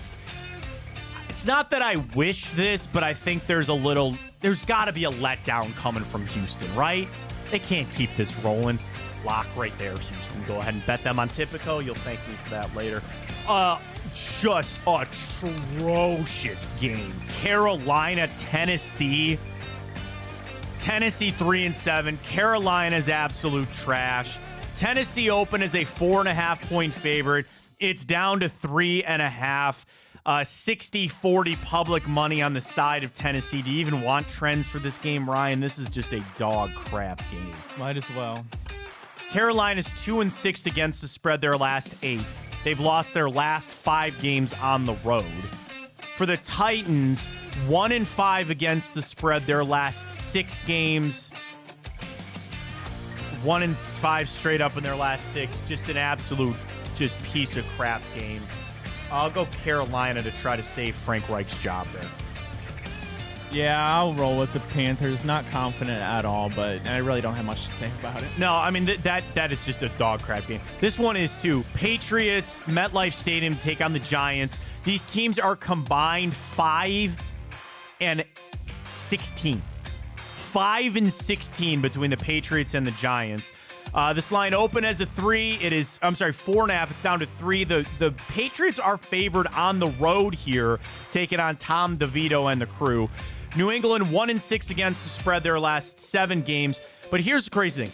New England is only 1-5 against the spread their last 6 games against the Giants, but they're 6-3 straight up. And I know that kind of goes back to some Tom Brady, Eli Manning type stuff there. New England is 1-4 straight up in their last 5 games on the road against the Giants. Giants 2-7 straight up in their last 9, 3-8-1 against the spread their last 12. And as I mentioned, they don't particularly play well against the Patriots at home. 60-40 public money on the side of the Giants. You want to go here first, Ryan? 3 for the Patriots. Yeah, I'm going to roll with the Giants. They're coming off an impressive win in their standards, putting up over 30 points. Tommy DeVito looked good. I don't expect that to really translate to the next game. However, it's not very difficult these days to outplay Mac Jones and the Patriots, so I'll take the home team in this one. I'll take New England. I don't trust it's strictly I don't trust the Giants to cover. I trusted them. Here's the thing. When I picked the Giants last week over the Commanders, it's because I didn't trust the Commanders to cover. I don't trust the Giants to cover in this one, so I'll take New England. Rams taking on the Cardinals. This game is at State Farm Stadium for Arizona. They're 2-9. Kyler Murray's back, though. The Rams are 4-6. For Arizona, tough loss to Houston, a game that maybe they should have won, and a big upstart win there for the Rams as they took out Seattle. But the Rams are still only 1-5 against the spread their last 6 games, but they own Arizona. The Rams are 4-1 straight up in their last 5 games against the Cards and 2-12 straight up in their last 14 games against the Cardinals. The problem is the Rams are only 2-10 straight up in their last 8 games on the road. You want a stat for this one, Ryan? Last 8 games that the Rams have played Arizona in Arizona, the Rams have won. They are 8-0 in their last 8 games on the road against Arizona. For the Cardinals, 2-16 straight up in their last 18 games. They're not great. I mentioned they don't play the Rams well at home. I think my biggest thing is Matt Stafford. I know he's probable to play, but he's banged up. I don't know if Cooper Kupp is going to play in this game. This is a shocker. It's a pick'em game, and I will take Arizona in this game. Right. Yeah, Matt, I'm going to take Arizona as well. Not confident at all, but Cooper Kupp banged up. Puka Nacua questionable. Stafford, who knows what kind of version we're going to get of him. They've had a lot of struggles. So I'll just roll with Arizona and think Kyler Murray's going to come back and do a little bit of damage. 60-40 public money on the side of the Arizona Cardinals. On a slate that's pretty bad, this is a decent game at 425 at the Lincoln Financial Field. The 9-1 Philadelphia Eagles welcoming in the 6-5 Buffalo Bills. This line is held steady at 3. Public money for this game has it 60. We got a lot of 60-40s on this. 60-40 on the side of the Buffalo Bills, which I think is interesting. Of course, Philly, big win over KC rolling. And for Buffalo, they beat the hell out of the Jets last week to maybe right the ship. Buffalo still is only 1-6 against the spread their last 7 games. But how about this against Philly? Buffalo is 6-3 against the spread their last 9 games against the Eagles, but they're only 1-4 straight up in their last 5. Buffalo is 4-2 against the spread their last 6 games on the road against Philadelphia. Flip it over for the Eagles, 4-1-1 against the spread their last 6 games, and they are 7-1 straight up in their last 8 games at home. It's 3 or 3.5 for the Eagles at home against the Bills. I keep selling the Eagles short. And I'm going to learn from my mistakes, and I'm going to take Philly in this one. I always sell them short. I'll take Philly in this one. Yeah, I'm going to take Philly as well. And this is a winnable game for the Bills, coming off a giant win. If Josh Allen doesn't beat himself, the Bills can definitely come out on top. But as it stands right now, the pattern has been he can't not turn the ball over at least once a game, and that does not bode well against a team that you're going to need every opportunity to win. So I'll just take the hottest team in football right now, and that's the Eagles. Kansas City maybe scuffling a little bit. Come out of the bye. They lose last week, of course, in a thrilling game to the Eagles. But those questions on that second half, wide receivers all of a sudden becoming an issue. They travel to Allegiant Stadium to take on the Raiders. 425 kick. Line open at 8.5. It is up to 9 for Kansas City on the road in this one. A giant 75-25 split on the public money on the side of Kansas City. KC 8-4 against the spread their last 12 games, and they own the Raiders. 6-3 against the spread their last 9 games against Vegas. 5-0 straight up in their last 5 games against Vegas, and Kansas City is 7-1 straight up in their last 7 games on the road. KC has won their last 5 games, by the way, on the road against the Raiders. You flip it over for Vegas. We know, turn things around with Antonio Pierce, 5-2 against the spread their last 7 games. Oh, man. I think I have to go with... This one's so hard. I want to say Raiders. Because I don't trust the Chiefs to, fix a lot of their issues. Do you want to know what is drilling in my head, though? Last couple of weeks for the Chiefs. Germany game, which is weird, and the rain that there was coming down there against Philly. This is in a dome. This should be everything for the Chiefs. stinky pick of the week, Kansas City. I don't like it. Well, I'm going with Kansas City as well. It's going to be a really, really big test at home for the new Antonio Pierce-led team. The Raiders certainly look better than they have when they were under Josh McDaniel, but I think Kansas City is going to come off a little pissed after that loss, especially when you look at the way that game ended. They really should have won it. So I expect them to bounce back and beat up on an inferior division opponent. All right, final one for us. We'll make our picks on Monday Night Football. But Sunday night, the Ravens with the long haul out to L.A. They had the mini bye after beating the Bengals on Thursday night. I think that all factors in. But we're 8:20 Sunday night, SoFi Stadium. The Ravens now in the driver's seat in the AFC at 8-3, taking on the hapless LA Chargers at 4-6. This is a 3.5-point spread. It has stayed that way all throughout. Public money on this game, 60-40 on the side of the Chargers to cover. We know for the Ravens, they're going to be without Mark Andrews. They're battling through some injuries. We'll see. Baltimore 9-4 against the spread their last 13 games, 5-1 straight up in their last 6. And when they take on the Chargers, they kind of got them.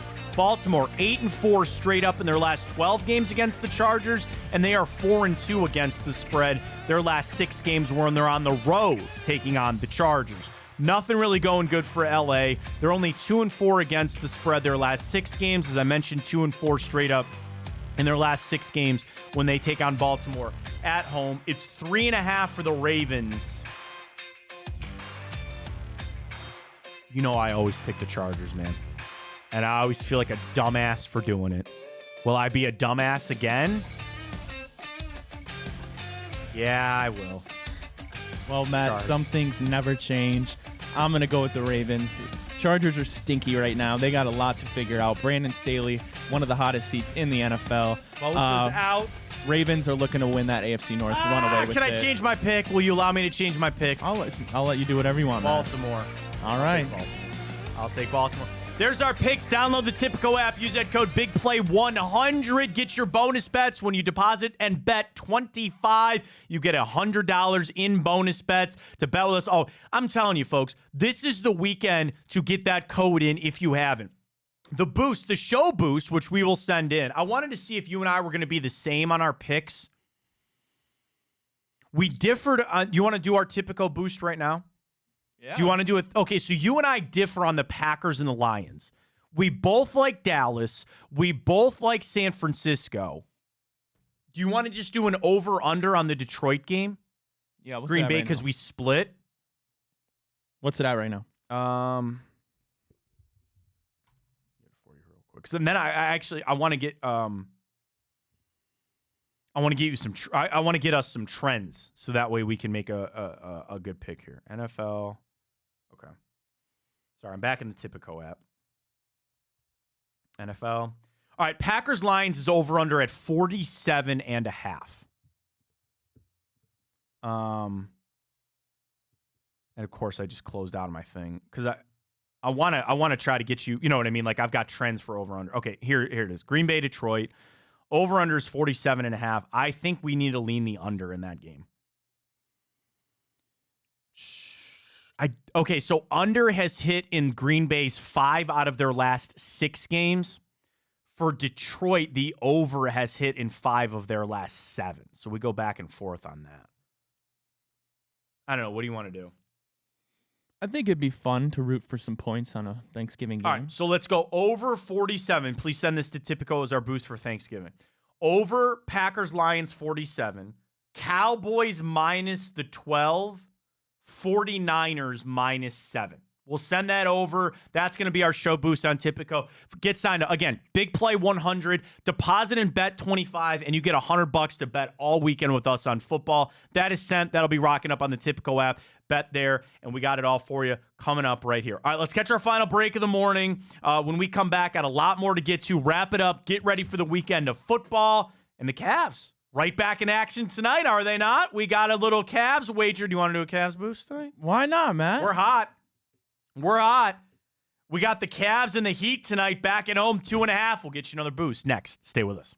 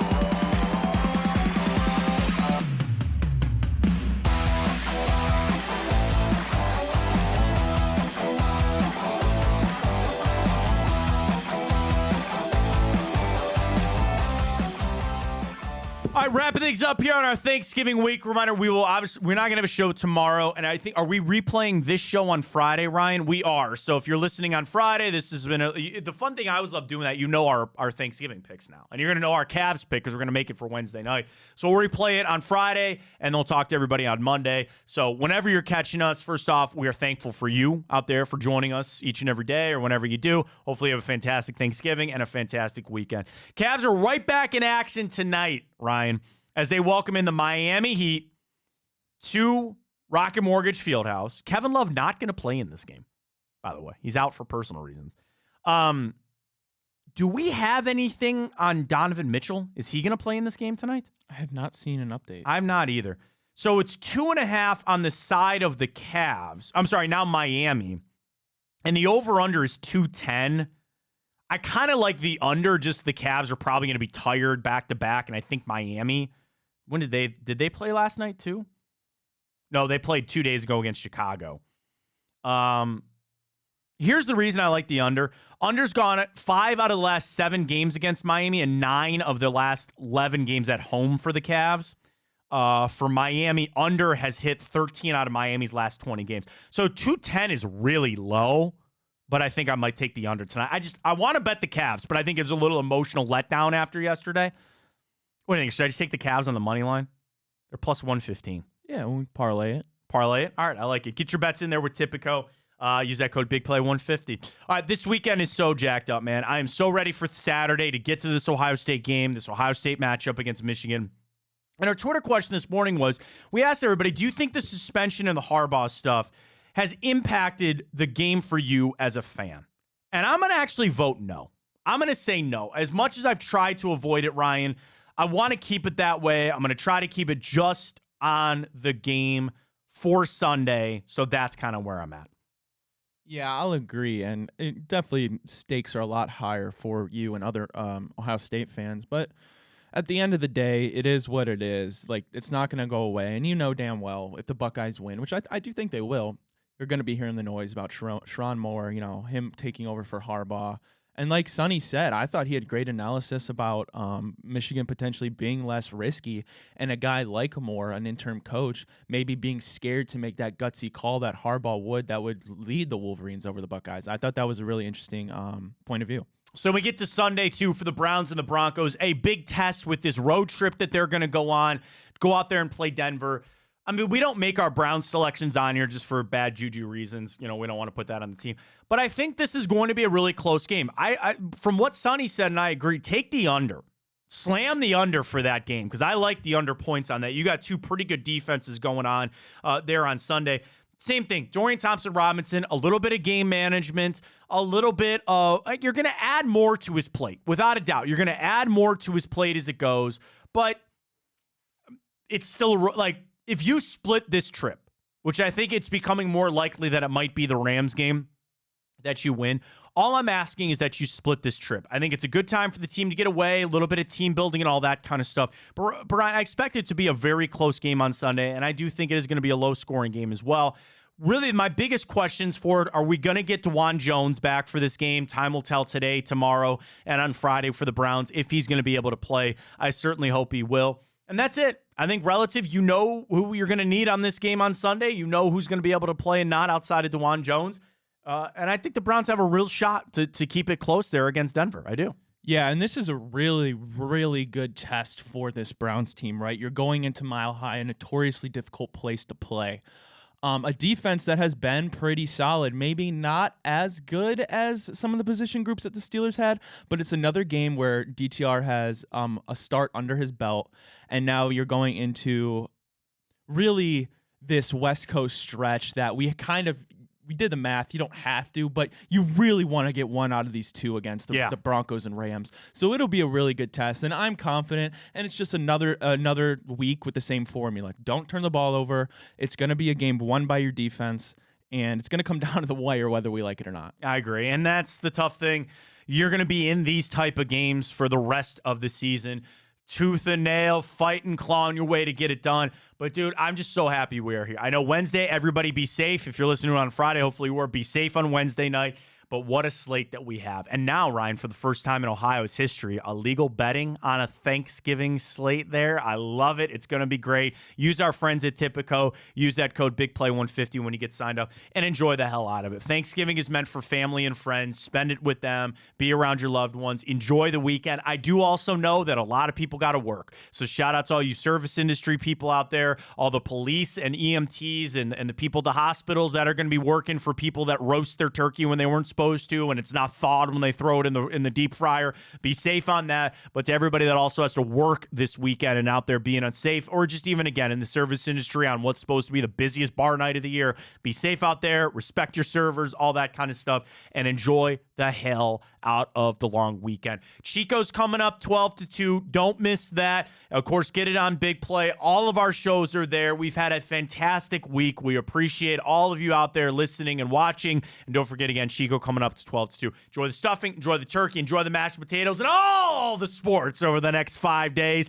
And we'll talk to you on Monday. For Ryan Tyler, I am Matt Fontana. It's always a little sweeter when that long weekend hits. Take it easy.